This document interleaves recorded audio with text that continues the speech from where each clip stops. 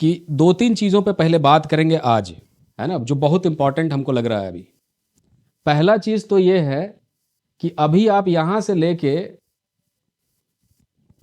Video, अगर माने ऐसा रिकॉर्डिंग ठीक ठाक रहा तो हम लोग इसको यूट्यूब पे भी डालेंगे, अदरवाइज हम श्योर नहीं है, लेकिन अपने क्लास के लिए मैं बोल रहा हूँ खाली।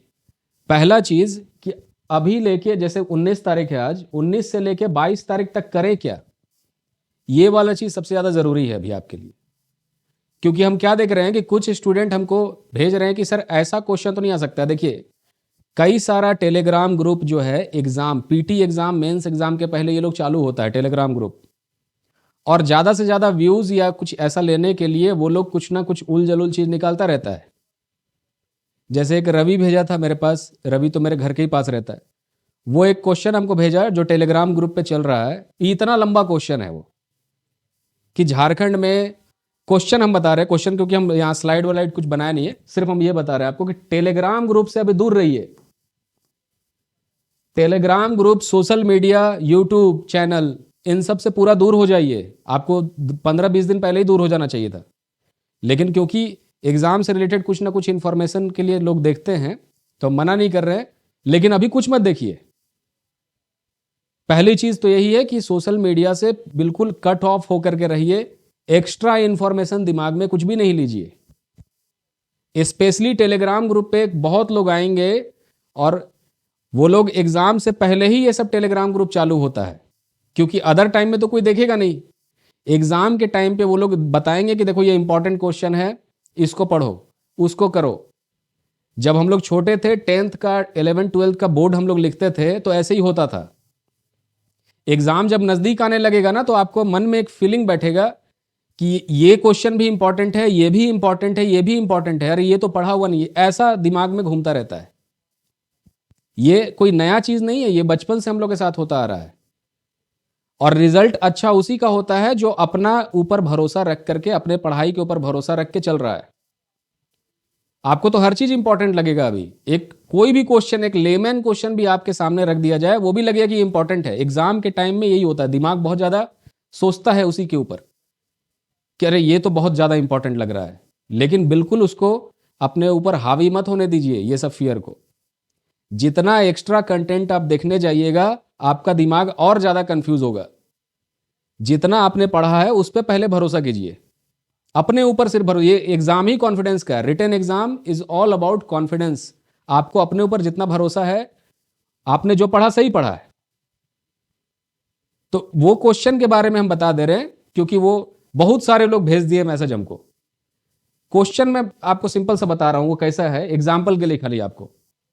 क्वेश्चन लिखा हुआ है कि एक पूरा का पूरा क्वेश्चन बनाने वाला तो उतना टेक्निकल नहीं होगा ना, उसको तो पता नहीं होगा कि केस स्टडी किसको कहते हैं, क्वेश्चन किसको कहते हैं। वो बनाया कि झारखंड में यहां पर इतना वाइल्ड लाइफ कॉन्फ्लिक्ट हो रहा है, बहुत लंबा लिखा हुआ उसमें, ये हो रहा है, वो हो रहा है, वो हो रहा है। इसको सुधारने के लिए आपके पास क्या मतलब उपाय है, क्या सजेशन है, क्या, ये सब दीजिए। तो पहला कि ये क्वेश्चन बनाने वाला जो व्यक्ति होगा उसको कुछ भी आइडिया नहीं है किसी भी चीज का, वो तो कुछ भी रैंडम से लिख देगा। उसको क्वेश्चन नहीं कहते हैं, उसको केस स्टडी कहते हैं। कि केस स्टडी में आपसे आपका ओपिनियन पूछा जाता है कि इस जगह पे आप रहते तो क्या करते। तो उस तरह का सवाल से बिल्कुल दूर रहा कीजिए, है ना। वैसा सवाल कभी नहीं है। Case study based question JPSC के किसी भी एग्जाम में अभी तक मैंने नहीं देखा कि केस स्टडी में आप इस जगह होते तो आप क्या करते। तो पहला चीज ये। दूसरा चीज ये कि अगर कहीं पे आपको वैसा क्वेश्चन कोई टेलीग्राम ग्रुप में दिखा रहा है जिसके अंदर बहुत ही इंटरनल चीजें, जो फॉरेस्ट के अंदर का, मान लीजिए कोई फॉरेस्ट गार्ड है और फॉरेस्ट कोई और भी रेंजर से, मान लीजिए पहले से, इनके बीच का इंफॉर्मेशन या उससे जुड़ा हुआ सवाल है कि फॉरेस्ट के अंदर ऐसा क्या होना चाहिए, उन क्वेश्चन से भी दूर रहिए। ध्यान रखिए, ये एग्जाम डिपार्टमेंटल एग्जाम नहीं है। जैसे 6th जेपीएससी का अभी डिपार्टमेंटल एग्जाम होगा, उस डिपार्टमेंटल एग्जाम का सिलेबस देखिए, अलग सिलेबस है। उसमें उनके काम करने से जुड़ा हुआ जो मॉडल कोड ऑफ कंडक्ट है, एथिकल कोड ऑफ कंडक्ट है, लॉ है, कुछ एक्ट है, उनसे क्वेश्चन है। वो इंटर डिपार्टमेंटल एग्जाम्स होते हैं, वो क्वेश्चन आप सॉल्व नहीं कर सकते। उसके लिए प्रोफेशनल एक्सपीरियंस चाहिए। तो अगर आपको कहीं पे फॉरेस्ट से जुड़ा हुआ बहुत इंटरनल लेवल का कोई क्वेश्चन भी कुछ लोग बना के दे रहे होंगे, उन पे ही मत जाइए, क्योंकि वो सब क्वेश्चन ये सब एग्जाम में नहीं आता है। जेपीएससी सिविल सर्विसेज में जो 40 नंबर का क्वेश्चन है, वो क्वेश्चन क्या, वन लाइनर क्वेश्चन होता है कि बिरसा मुंडा और सरदारी मूवमेंट को जोड़ करके एक क्वेश्चन बना होगा, वो बताइए। टाना भगत का क्वेश्चन अभी तक शायद नहीं आया है, तो टाना भगत का क्वेश्चन के ऊपर कुछ क्वेश्चन है, तो वो एक एक लाइन का क्वेश्चन है। महात्मा गांधी का थोड़ा सा बताइए कि फ्रीडम मूवमेंट में क्या काम रहा है। ये है 40 नंबर का क्वेश्चन जो जेपीएससी दे रही है अपने एग्जाम्स में। ठीक, तो पहला चीज ये कि आप थोड़ा सा अपना कॉमन सेंस भी लगाइए कि हर किसी को अभी मार्केटिंग करना है, हर किसी, पैनिक के समय ही मार्केटिंग होगा। अभी सबको पता है कि स्टूडेंट जा जाके वो घूम ही रहा होगा टेलीग्राम को, कुछ इंपॉर्टेंट दिख जाए, कहीं से क्वेश्चन लीक होकर हमको मिल जाए, ये सब कर रहे होंगे। तो यही तो समय है जब सब टेलीग्राम ग्रुप, कोई टेस्ट सीरीज निकाल करके आगे बढ़ गया, कोई कुछ करके आगे बढ़ेगा, पैनिक के समय होता है ये। आप सबसे पहला काम यही कीजिए कि सोशल मीडिया, व्हाट्सएप, टेलीग्राम, हम पहले से बोले हुए सबको बंद कर दीजिए।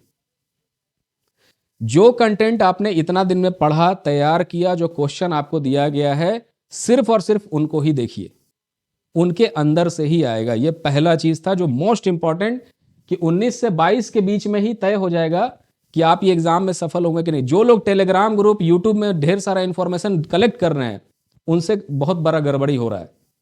बिल्कुल बंद कीजिए उस चीज को, है ना। वो तो अच्छा हुआ कि आपने मैसेज कर दिया, तो हमको पता क्या कैसे रहता, हमको लगा पढ़ रहे हैं। एक्स्ट्रा चीजें मत देखिए, अभी मार्केट में फैल जाएगा वही सब चीजें 2-4 दिन के अंदर में ही। कुछ लोग ऐसा होंगे जो 21 तारीख के रात में दे देंगे कुछ क्वेश्चन की, ये देखो ये तो लेटेस्ट क्वेश्चन है, इसको बना के कल चले जाना, हो जाएगा। बिल्कुल वो गलती मत कीजिए, है ना। नया कुछ नहीं पढ़ना है। पहला चीज ये हो गया कि सोशल मीडिया से दूर रहना है, ये 3 दिन कुछ भी नहीं करना है। ठीक, आज का क्लास मैं इसीलिए ले रहा हूं ताकि हर इंपॉर्टेंट चीज जो आपको एग्जाम से जस्ट पहले काम आएगा, उसके ऊपर ही ज्यादा बात करेंगे। ठीक है, तो पहला चीज, सोशल मीडिया को अवॉइड कीजिए। टेलीग्राम ग्रुप पे कोई भी कंटेंट जो आ रहा है, अरे भाई फ्री में कोई बैठ के इतना मेहनत कर रहा है, तो आपके लिए थोड़ी कर रहा होगा। फ्री में हम मेहनत करने जाएंगे? कौन मेहनत करने जाएगा फ्री में? इस दुनिया में फ्री का जहर भी नहीं खिलाना चाहता है कोई। हर चीज जो फ्री का है वो फालतू का चीज है। वो या तो टेलीग्राम ग्रुप को बहुत बूस्ट करने के लिए किया गया है, या फिर कुछ इस तरह का मार्केट में आने के लिए किया गया है। उस पर मत जाइए आप। क्लियर? आपने जो पढ़ा उस पर भरोसा कीजिए। तो पहला चीज ये हो गया। दूसरा चीज जो आंसर राइटिंग से जुड़ा हुआ है, जो हम स्टार्ट ही में बोलना चाह रहे थे, लेकिन पहले ये बात हमको दिमाग में आया। आंसर राइटिंग में जो मेजर गलतियां हैं, वो जल्दी जल्दी हम आपको थोड़ा समझा दे रहे हैं कि इस तरह का जो गलतियां लोग कर रहे हैं उसको बिल्कुल मत करिए। क्लियर? तो पहले हम आंसर राइटिंग पे ही आते हैं। फिर तीसरे में जनरल इंफॉर्मेशन कि बहुत सारे स्टूडेंट कि कैसा पेन हम यूज करें, इसके अंदर क्या लिखने के लिए क्या करें, स्पीड बढ़ाने के लिए क्या करें, वो सारा चीज मैं यहीं पे डिस्कस करता हूं आंसर राइटिंग के अंदर में ही। और फाइनली जो भी कुछ इंपॉर्टेंट चीज दिखेगा तो हम लास्ट में बता देंगे उसको। देखिए, आंसर राइटिंग में इसमें जो आंसर आपने लिखा है वो सही लिखा है। उसमें जो मेजर गलतियां क्या है, पहला कि अगर आपको क्वेश्चन दिया है 12 नंबर का, तो कितना शब्द में इसका आंसर होना चाहिए? अरे 12 नंबर का क्वेश्चन और 10 नंबर का क्वेश्चन भी है, उसमें भी लोगों ने 500 वर्ड में उसका आंसर लिखा है, जो कि देख के लिखा है कहीं ना कहीं से। वो क्वेश्चन ही वैसा नहीं था कि उसके अंदर उतना बड़ा कंटेंट। अब एल नीनो आएगा छोटा सा, तो उसको आप 500 शब्द में कैसे लिखेंगे? उसको 500 शब्द में लिखने का मतलब है ये कि आप उसका पूरा वॉकर सर्कुलेशन छोड़ दीजिए, जितना भी सर्कुलेशन होता है वो सबको समझा रहे हैं, तब जाकर के एल नीनो में 500 वर्ड, पूरा क्लाइमेट में जो भी आप पढ़ते हैं क्लाइमेटोलॉजी में, वो सब कुछ बता रहे हैं उसके अंदर, तभी ना 500 वर्ड हो पाएगा। नहीं तो एल नीनो तो 200 वर्ड में खत्म हो जाएगा, उसका डायग्राम होगा ज्यादा से ज्यादा, और क्या होगा। तो पहला चीज ये याद रखना कि इसमें 1 नंबर के लिए 25 वर्ड ही लिखना है, जो हम आपको शुरू से बोले हुए हैं। तो क्वेश्चन अगर 10 नंबर का हो, 12 नंबर का हो, 13 नंबर का हो, एक ही काम करना है इसमें कि लगभग 250 वर्ड लिखना है। 10, 12, 13 सब में 250 ही वर्ड लिखिए, इससे ज्यादा नहीं लिखिए। क्वेश्चन जब 40 नंबर का है, क्योंकि पेपर इतना टेक्निकल है, अगर वो 40 नंबर का एक ही क्वेश्चन आता है जिसका प्रोबेबिलिटी हम पहले बोले बहुत कम है, इसका प्रोबेबिलिटी एक क्वेश्चन, सिंगल क्वेश्चन आने का बहुत कम है, लेकिन आ जाए तो आपके लिए बढ़िया है। इसमें आप लिखिए 500 वर्ड, 800 वर्ड कायदे से होना चाहिए, लेकिन आप टेक्निकल पेपर में 500 वर्ड भी लिखिएगा, चल जाएगा। तो जो सबसे पहला गलती ये कर रहे हैं कि एकदम ऐसे ऐसे जैसा क्वेश्चन उसमें लिखे जा रहे हैं, वैसे मत करिए, पेज मत भरिए। यहां पर पेज भरने वाले का कभी एग्जाम में नहीं होगा, है ना, वो गलतफहमी है। जितना पूछा गया उतना ही लिखिए, जितना वर्ड बोला गया उतना ही वर्ड में लिखिए। तो पहला चीज ये है। दूसरा चीज, कोई बहुत ज्यादा इसमें पैराग्राफ मत लिखिए, है ना। जैसे 2-3 लड़के लिखे थे, उनको हम स्पेशली फोन करके बोले कि पैराग्राफ लिखने का जरूरत नहीं है, पॉइंट्स में लिखिए आंसर। ठीक, ये सब पहले से हम बता चुके हैं, फिर भी आपको हल्का हल्का याद दिला दे रहे हैं। इसमें कुछ भी नया सुधार करने का जरूरत नहीं है। जैसा लिखा आपने पॉइंट्स में ही लिख दीजिए उसको, थोड़ा सा, क्या जरूरत है इसको वैसे करने का। ठीक है, तो बेसिक सा यही काम करना है। अब इसी से जुड़ा हुआ एग्जाम में जब आप जाएंगे उस समय क्या करना है, ये तीसरा चीज, एग्जाम हॉल के अंदर में हम क्या करें, इसी से जुड़ा हुआ है। इसी को दोनों को मिला जुला के बोलेंगे। एग्जाम हॉल में जाने के बाद सबसे पहला चीज जो वितरण होगा आपको, वो होगा आंसर शीट, कॉपी। कॉपी में अगर आपको दोनों साइड पे मार्जिन नहीं दिखता है, एग्जाम ये कॉपी, जैसे ये कॉपी है, इसमें अगर मान लीजिए दोनों साइड पे मार्जिन नहीं है तो दोनों साइड पे बना लीजिए मार्जिन। आप जितना देर का आपको टाइम मिलता है ये सब करने का, जल्दी जल्दी लाइन खींच लीजिए दोनों साइड पे। इससे यही फायदा होगा कि आपका अगर थोड़ा सा खराब भी लिखने का शैली है ना, तो देखने में अच्छा लगेगा कि दोनों साइड मार्जिन हो गया है ना। वो थोड़ा सा कंट्रोल्ड स्ट्रक्चर दिखाई देगा उसमें। बहुत लोगों का जो आंसर लिखा हुआ है, जैसे ये पेज दिया है, अब इस पेज में उन्होंने लिखना शुरू किया है तो वो हो गया टेढ़ा मेढ़ा, ऐसे बन गया उनका कॉपी, या फिर वो ऐसे लिख दिए हैं। ये सब नहीं चलेगा यहां, है ना। कंटेंट बहुत अच्छा लिखा हुआ है, कंटेंट तो यूपीएससी के जैसा लिख दिया है, लेकिन जो लिखने का शैली है वो टेढ़ा मेढ़ा बहुत ज्यादा हो गया है। हमें यहां ध्यान रखना है कि आपका कॉपी बहुत प्रेजेंटेबल दिखना चाहिए। कंटेंट सबके पास अच्छा कंटेंट है, किसी के पास खराब कंटेंट नहीं है, क्योंकि उन लोगों ने ठीक से अपना पढ़ाई किया है। बस छोटा छोटा चीज को ध्यान रखिए। तो एग्जाम में हॉल में घुसने से पहले अगर दोनों साइड पे मार्जिन नहीं है, आप बना लीजिए वहां पे स्केल से। और उसके बाद जब आप कुछ यहां लिखेंगे ना, तो थोड़ा सीधा सीधा लगेगा देखने में। यह हो गया पहला चीज। अब मैं शुरू से शुरू कर रहा हूं कि एग्जाम हॉल में घुसते ही क्या करना है। तो ये हो गया अंडरलाइन। और जैसे ही वो क्वेश्चन देगा, क्वेश्चन लेते ही सबसे पहले टोटल नंबर ऑफ क्वेश्चन कितना होगा, 8। 8 में से आपको बनाना है 5। तो जिसको नहीं सॉल्व करना है उसको पहले टिक कीजिए क्वेश्चन को। उस क्वेश्चन में आपको उसको खोजना है जिसको आपको नहीं सॉल्व करना है। उसको मत खोजने चलिए कि ये सब तो हम बनाएंगे नहीं, बनाने वाले छोड़ दीजिए अभी उसको। सबसे पहले जिसको एकदम आपको नहीं आता है, एकदम दिमाग में नहीं आएगा, उसको छोड़ना है।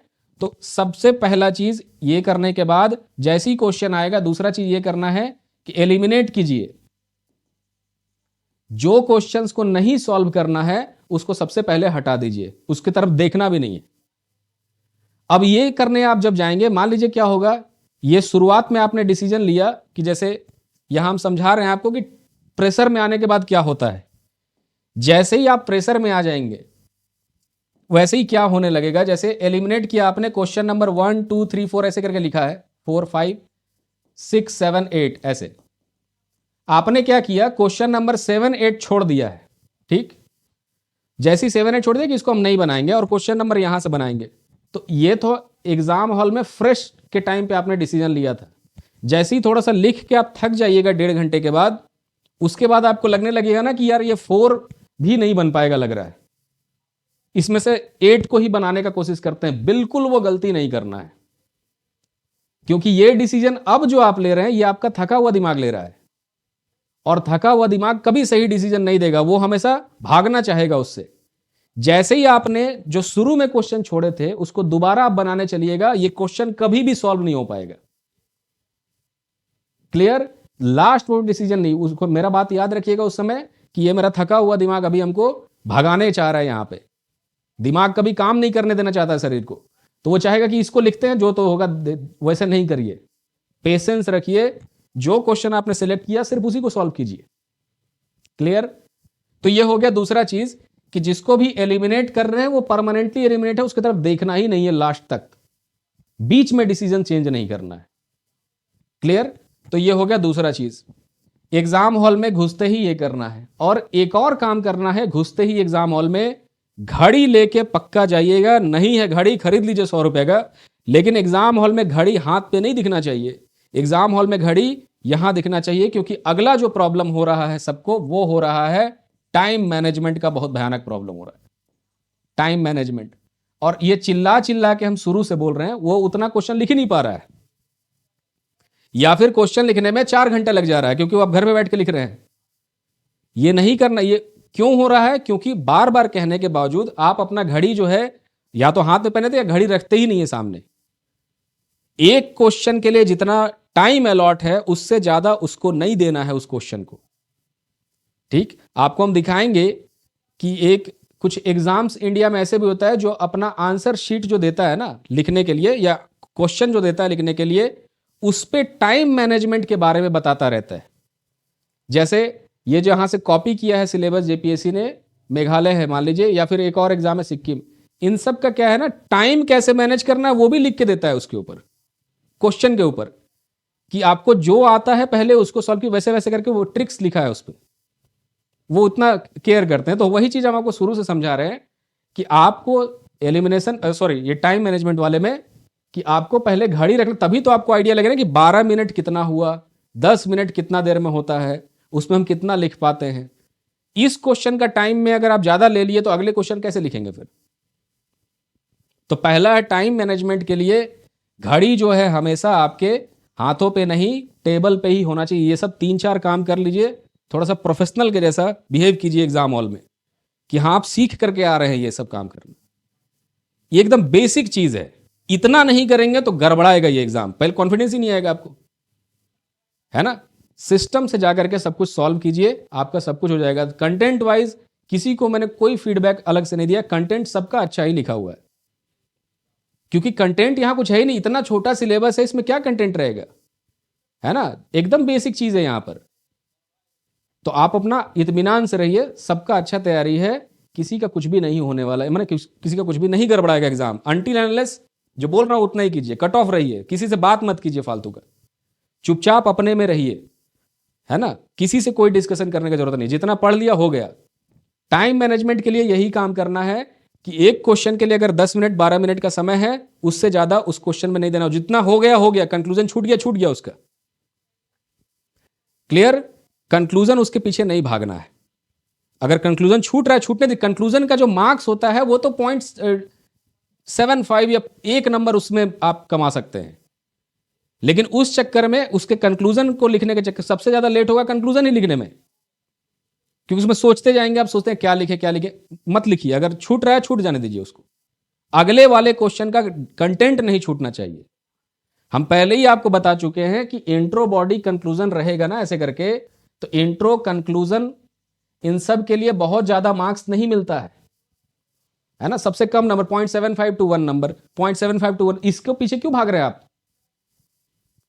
अगर ये क्वेश्चन में छूट गया है किसी का और 12 मिनट पार हो रहा है, अगले पे चले जाइए। ठीक, जो मार्क्स है प्रेजेंटेशन के लिए, यहां पर मार्क्स है, प्रेजेंटेशन आपका सही होना चाहिए। प्रेजेंटेशन में हम यही बोले, यही सबसे बड़ा गलती हमको दिख रहा है यहां पर।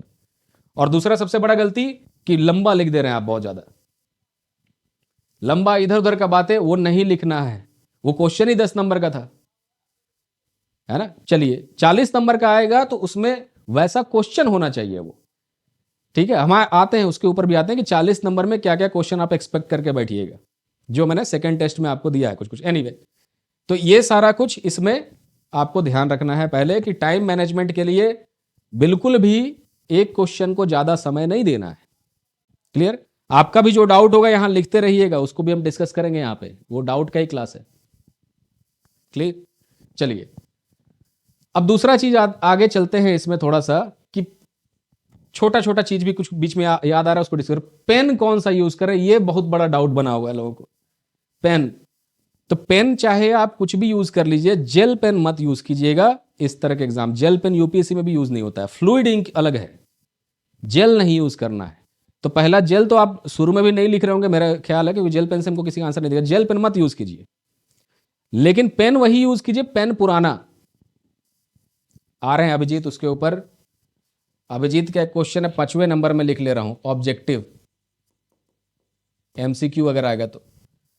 पेन में जो पेन से आप लिख रहे हैं इतने दिन से वही पेन से लिखिए। पेन में कोई भी नया पेन यूज नहीं होना चाहिए कि जिसको वहीं पे आप खोल के स्टार्ट कर रहे लिखना। ये पेन से आप कभी लिख नहीं पाइएगा। जिस पेन से हाथ बैठ चुका है वही पेन एग्जाम में लेके जाइए, उसका रिफिल बदल सकते हैं आप। अरे पायलट V5 या जो एक आता था पहले ट्राईमैक्स, ये सब यूपीएससी के पेज में सही चलता है, फ्लूइड इंक वाला पेन, वही तो कह रहे हैं। अगर आपका उसी पे हाथ बैठा हुआ है वही लेके जाइए। पेपर का क्वालिटी मायने रखता है। अगर ज्यादा लिक्विड इंक वाला आप पेन लेके जाइएगा तो पेपर से पीछे आ जाएगा इंप्रेशन उसका, है ना। वही बात मैं समझाने की कोशिश कर रहा हूं कि बॉल पेन से लिखिए, वो बेस्ट है। ठीक, टिश्यू पेपर भी लेके जाइएगा कि बॉल पेन का निब पोंछना पड़ता है बार बार। ये सब छोटी छोटी चीजें हैं। तो पेन नया यूज नहीं करना है।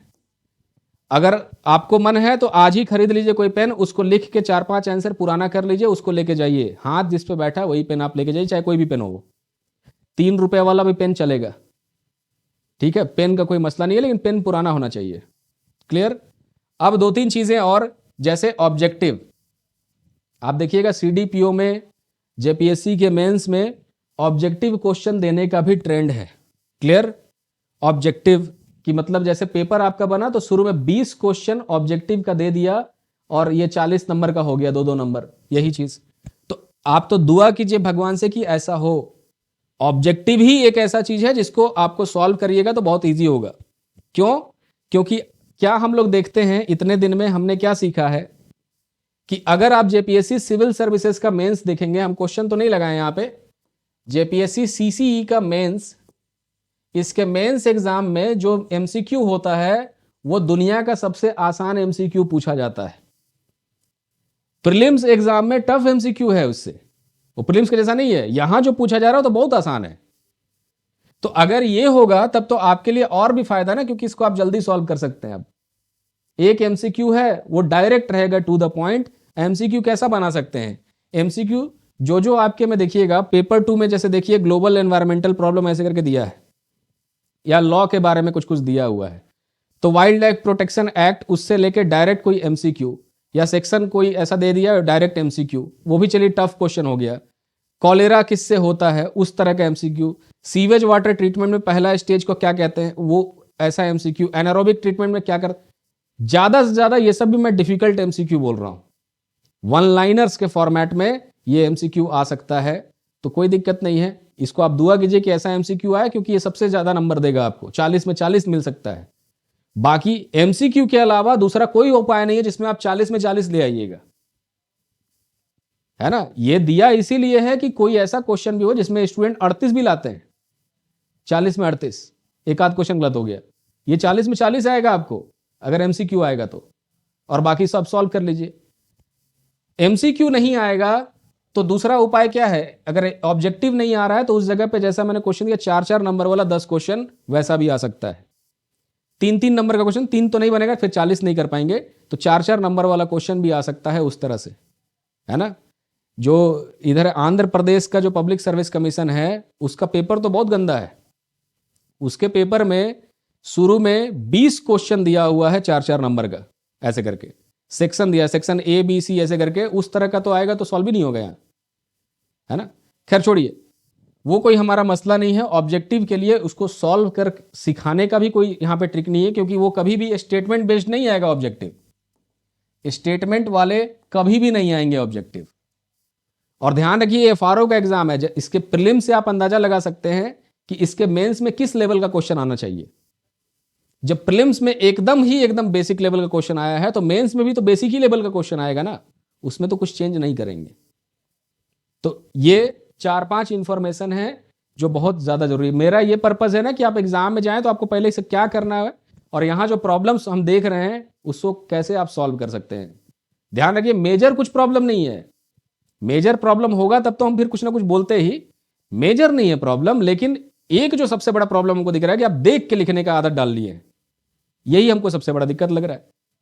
देख के लिखने का कोई मतलब नहीं, कॉपी हम चेक करके क्या कर लेंगे, है ना। और हमको मान लीजिए ठग भी लिए तो उससे क्या हो जाएगा। तो ये बहुत सारे स्टूडेंट ऐसा किए हैं जो हमको एकदम उससे अच्छा नहीं लग रहा था। आप देख के मत लिखिए कुछ भी, है ना। यस, और कोई क्वेश्चन है जल्दी जल्दी पूछिए उसमें। हाँ, राइटोमीटर से लिखिए, किसी भी पेन से लिखिए, कोई दिक्कत नहीं है, लेकिन वो पेन पुराना ही होना चाहिए, मेरा बस इतना ही कहना है, जिसमें आपका हाथ बैठा हुआ है, जिससे आप समझ रहे हैं उस पेन को। नया ले लीजिएगा ना कोई पेन किसी के कहने पे, बोल के कह रहे इससे लिखो, टॉपर लिखा है, रहने दीजिए, टॉपर लिखा है तो लिखा है, आप क्यों लिखने जा रहे हैं उसके पेन से, आप अपने पेन से लिखिए, है ना। ये जो पायलट V4 और V7 की बात कर रहे हैं, ये सब क्या है, कुछ आता है, मान लीजिए कोई पॉडकास्ट में कोई टॉपर बोल दिया कि ये पेन सबसे बढ़िया है, या कोई आंसर लिखने टाइम बोल दिया उसके लिए बढ़िया है। पहले हम भी इसको बोलते थे कि ये इससे लिखो, उसके लिए बढ़िया है वो, कि बहुत सारे टॉपर लोग उससे लिखते हैं, आपको जो ठीक लगता है उससे लिखिए।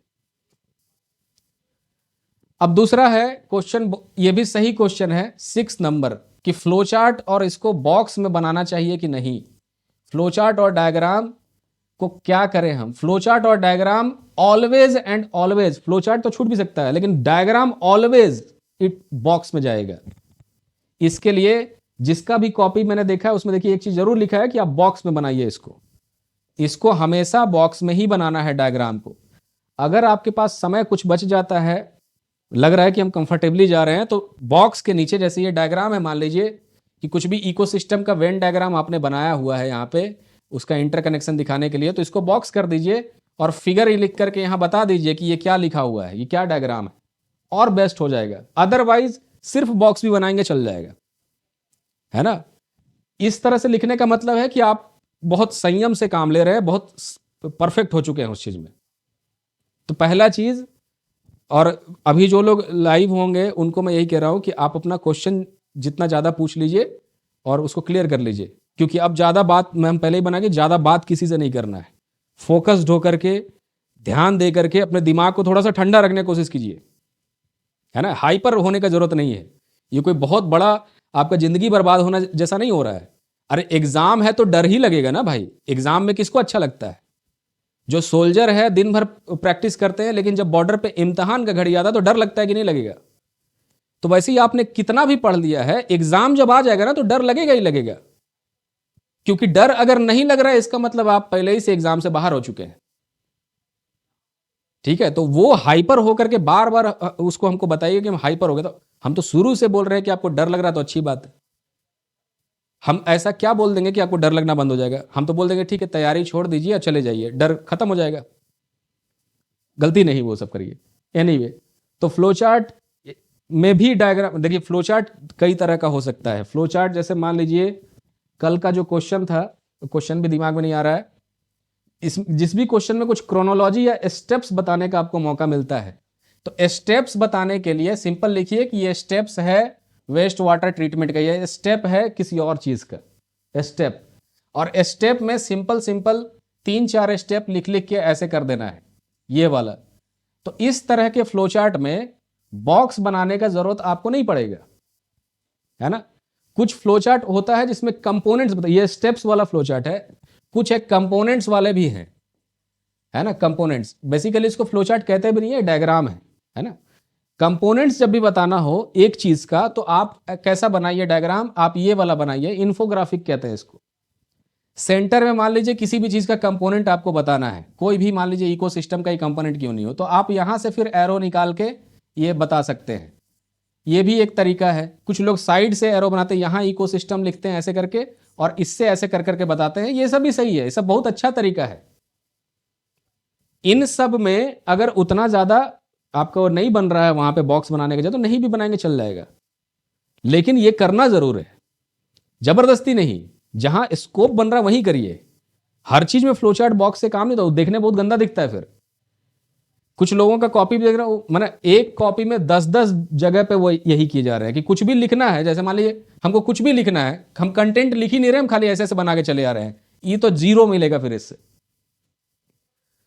कंटेंट लिखना है, प्रॉपर बैलेंस रखना है। जैसे मान लीजिए आपको पैराग्राफ, इस वाले टेक्निकल पेपर सब में पैराग्राफ सिर्फ 20% ही रखें, उससे ज्यादा नहीं रखिए, बाकी 80% बुलेट पॉइंट्स है।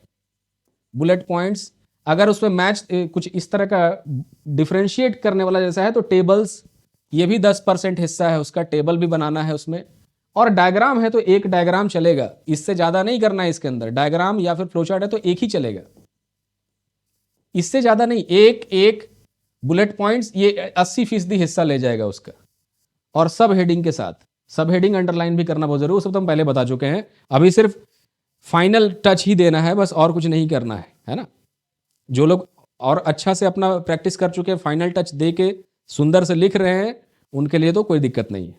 जो लोग नहीं लिख पा रहे हैं, वो किसी तरह छोटा छोटा चीज करेंगे ना, तो उनका आंसर प्रेजेंटेबल बनेगा, है ना। डिफरेंस दिखते ही 2 कॉलम बनाने का कोशिश करना है ना। कुछ अगर कंपोनेंट्स दिखते ही ये बनाने का कोशिश करना है, स्टेप्स दिखते ही ये बनाने का कोशिश करना है। इसको लिख भी देंगे और इसके बाद अगर इसको पैराग्राफ में आप नहीं एक्सप्लेन करेंगे तो भी चल जाएगा, है ना। खाली ये सब हेडिंग को अंडरलाइन करना है या इसको भी बॉक्स में बनाना है, जो भी आपको सिखाया गया। सब हेडिंग जैसे हमने बोला, सीधे क्वेश्चन में जो दिया हुआ है वही चीज सब हेडिंग में आता है ना। दूसरा सब हेडिंग अपने मन से लिखने का जरूरत नहीं है, फिर आपको उस सेक्शन के लिए हो सकता है मार्क्स ना मिले। अपने मन से, है ना। पैराफ्रेजिंग कर सकते हैं, मैंने उसको दूसरे भाषा में लिख सकते हैं, अदरवाइज चलेगा वो। अलग अलग क्वेश्चन में अगर सेम पॉइंट है तो लिख सकते हैं, बिल्कुल लिख सकते हैं। वैसे तो आएगा नहीं हमारा, क्योंकि टेस्ट ऐसा था कि इसमें सेक्शनल है, ठीक है। तो हमने सेक्शनल बनाया, शुरुआत का 4 टेस्ट। तो अब एक ही क्वेश्चन से कितना क्वेश्चन बन पाएगा एक ही सेक्शन से, है ना। जैसे मान लीजिए कि हम वाइल्ड लाइफ का प्रोटेक्शन एक्ट हो गया 1970, उससे एक क्वेश्चन हमने पूछ लिया, तो फिर अब उसी से पूछना पड़ेगा ना, क्योंकि दूसरे सेक्शन का तो मैं नहीं लगा सकता हूं। इसलिए हमारे क्वेश्चन जो टेस्ट सीरीज के होते हैं उसके अंदर रिपीटेशन दिख सकता है आपको आंसर में। एग्जाम में तो नहीं दिखना, एग्जाम तो स्वतंत्र है। पेपर 1 में बहुत सारा टॉपिक्स हो गया तो आराम से बनाएगा, है ना। तो अगर मान लीजिए कि पॉइंट रिपीट हो रहा है एक आध बार, तो उसको भाषा अलग से चेंज करके कुछ लिख दीजिए, अपने हिसाब से मैनिपुलेट करके लिख दीजिए उसको। लेकिन बार बार एक ही चीज रिपीटेशन नहीं करना है ना। कोई डेटा है अगर कहीं पे दिख रहा रेलेवेंट है, वैसा तो दिखना नहीं चाहिए, लेकिन रिपीटेशन नहीं करना चाहिए। रिपीटेशन मत कीजिए, ये वाला चीज इसको नहीं करना है, ठीक। और दूसरा, हाँ, हिंदी इंग्लिश। अब आते हैं लैंग्वेज वाला पेपर। लैंग्वेज वाले पेपर में 2-3 तरह का क्वेश्चन दिया हुआ है। प्रेसिस राइटिंग जो आपका पहले दिन एग्जाम है लैंग्वेज का, लैंग्वेज में हिंदी और इंग्लिश प्लस इंग्लिश, इन दोनों को मिला के आपका क्वालिफाइंग दिया हुआ है। क्वालिफाइंग 30% दिया है। कितना दिया ध्यान में नहीं, 33% सब जगह रहता है, इसमें 30 के आसपास होगा, 30-25 जो भी है। तो ये क्वालिफाइंग इन दोनों को मिला के है, ना कि इसमें अलग क्वालिफाई इसमें अलग क्वालिफाई नहीं करना है। तो अगर आपका इंग्लिश अच्छा है तो इंग्लिश में लिखिए, हिंदी अच्छा है हिंदी में जाइए, ठीक है। लेकिन दोनों मिला जुला के लिखा कीजिए, ऐसा नहीं कि सिर्फ आप इंग्लिश लिख के चले आइए। क्वालिफाइंग के हिसाब से, रूल के हिसाब से तो आपको नहीं छांटेगा, लेकिन अंदर में क्या चेक करता है वो हम नहीं देखने के लिए जा रहे हैं। हो सकता है आपके कॉपी में हिंदी है ही नहीं, तो हो सकता है उसको कुछ नेगेटिव लगेगा, वो काट देगा। तो दोनों का आंसर सॉल्व कीजिए। लैंग्वेज में कभी कोई फेल नहीं होता, लैंग्वेज में आप आराम से क्लियर कर जाए, क्योंकि दोनों मिला के करना है। हिंदी इंग्लिश दोनों को कंबाइन, ये क्या है अभिजीत, लैंग्वेज वही चूज करना होगा, हिंदी में लिखना है या इंग्लिश में। आप लैंग्वेज का इसमें नहीं दिया है आपको, ये वाला तो हम देखे ही नहीं है कि कैसा आपका ओटीआर में। अगर लैंग्वेज यहीं पे चुनना होगा, और नहीं तो एग्जाम हॉल में वहीं पे कॉलम होगा कि भाई आप किस भाषा में लिख रहे हैं, तो वहीं चूज कर लीजिएगा जो भी आपका भाषा है। अगर कहीं पर भी कुछ नहीं दिया है कि लैंग्वेज चूज करने का दिया ही नहीं है, तो आपका जो भी भाषा है उसमें लिख के चले आइए, ठीक है ना। फिर ये आपका गलती नहीं हुआ, ये तो आयोग का गलती हुआ कि भाई मीडियम तो शुरू में देना चाहिए था, है ना। चलिए खैर कोई बात नहीं है। ये सब से जुड़ा हुआ और भी कुछ कुछ क्वेश्चन है, तो आप यहाँ पे हमसे पूछ लीजिए कि क्या करें क्या ना करें, ठीक। जो मैं समराइज करके आपको सिंपल समझा रहा हूं, नया कुछ नहीं पढ़ना है, नया डेटा नया करेंट अफेयर ये सब कुछ मत पढ़िए। करेंट अफेयर तो बिल्कुल नहीं पढ़िए, उसमें कुछ नहीं मिलने वाला है आपको। करेंट अफेयर यहां तक, अब देखिए जेपीएससी का सिस्टम आप देखिए, वो 8 मार्च को प्रीलिम्स अनाउंस किए हुए है। 8 मार्च को अगर सिविल सर्विसेज का प्रीलिम्स अनाउंस्ड है, इसका मतलब क्वेश्चन अभी बन के रेडी हो जाना चाहिए 1 महीना पहले। तो करंट अफेयर कब का आएगा? करंट अफेयर मतलब यहां से 1-1.5 महीना पहले तक का करंट अफेयर पूछेगा। क्वेश्चन तो अभी रेडी हो जाना चाहिए, तब ना 8 मार्च को एग्जाम होगा। खैर इस एग्जाम में पर्टिकुलरली जितना करंट अफेयर हो सकता था, जो योजना हो सकता था, वो बता दिए। उन सब के पीछे नहीं भागना है। कोई भी वैल्यू एडिशन भी अब नहीं करना है अपने नोट्स में। अपने नोट्स में आप कुछ भी ऐड नहीं कीजिए, जो पहले से पढ़ा हुआ है उसको बार बार जितना ज्यादा हो सकता है देखिए। क्लियर? और एग्जाम से एक दिन पहले भी कुछ क्वेश्चन लिख के ही जाइएगा। लगना चाहिए कि हम आज जो काम कर रहे हैं कल भी हमको वही काम करना है ना, उसमें कुछ नहीं। हाँ, भले आप एक दिन पहले कंटेंट कुछ नहीं, वो तो हम अभी से मना कर दें, कंटेंट नया कुछ भी जोड़ना नहीं है, जो पढ़ा हुआ है उतने ही तक ही चलिए। क्योंकि अभी वक्त ऐसा है ना कि आपको कुछ भी दिख जाएगा वो लगेगा इंपॉर्टेंट है, ये भी क्वेश्चन के फॉर्मेट में आएगा। दिमाग अभी ऐसे चलता है लोगों का, है ना। वो आपका गलती नहीं, हाइपर हो चुका है दिमाग एग्जाम को लेकर के, तो अभी जो दिखेगा वो इंपॉर्टेंट लगेगा, है नहीं वो इंपॉर्टेंट, एक भी क्वेश्चन नहीं आएगा उससे। क्लियर? तो आप ये सब चीज पे ध्यान रखिए। और भी कुछ डाउट्स है तो फटाफट उसको क्लियर कीजिए।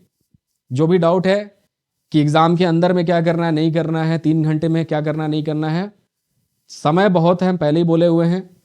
क्वेश्चन कैसा आएगा वो भी पहले बता चुके हैं।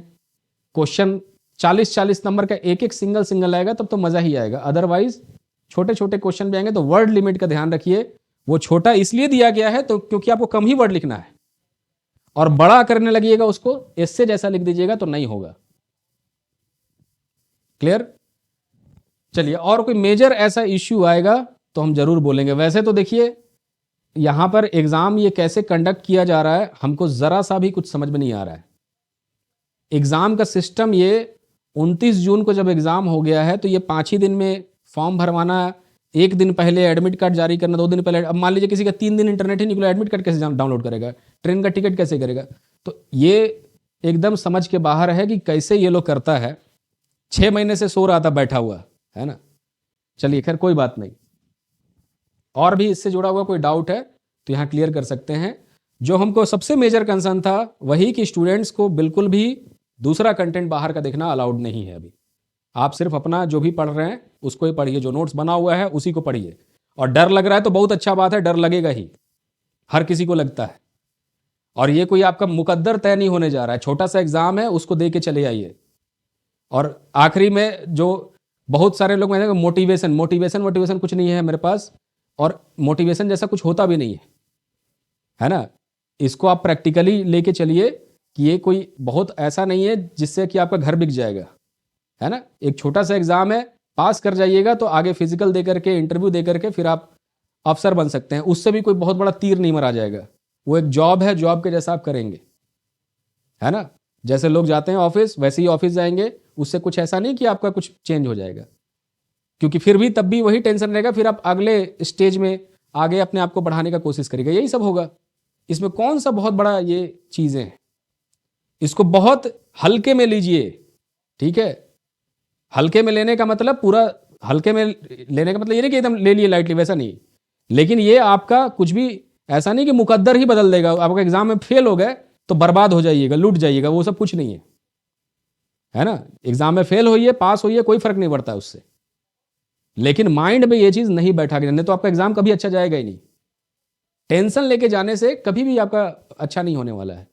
नहीं होगा एग्जाम में, फिर दूसरा रास्ता देखेंगे। समझ में आ रहा है ना। तो टेंशन मत लीजिए, जो कि बहुत लोग घबरा चुके हैं बहुत ज्यादा, है ना। कुछ नहीं होगा उससे। एग्जाम में हम फेल हो गए, बहुत लोग फेल होते हैं मेरे जैसे, आगे कुछ अच्छा करिएगा, है ना, कुछ लाइफ में और बेटर कर सकते हैं। तो पहले यही मान के चलिए कि फेल ही हो जाए तो क्या हो जाएगा, क्या कर लेगा, ज्यादा हो जाए तो हो जाए फेल। लेकिन दिमाग हल्का और एकदम संतुलित तरीके से, बिना किसी से, अभी तो एकदम क्लोज से क्लोज आदमी से ही बात मत कीजिए। अभी अकेले रहिए और अकेले जाकर के परीक्षा लिख करके आइए। क्लियर? चलिए हम मिलेंगे, एक और क्लास मैं चाहता हूं कि ले लें। तब तक हम देख रहे हैं माहौल कैसा रहता है, उसके हिसाब से उसको देखते हुए हम कुछ नया क्लास हो सकता है लेंगे। अदरवाइज आप सबको बेस्ट ऑफ लक। जो हम बोले हैं बिल्कुल उसी तरह से आप लोग रहिए और हेल्दी रहिए, फिट रहिए। कोई भी डाउट है तो आप पूछ सकते हैं।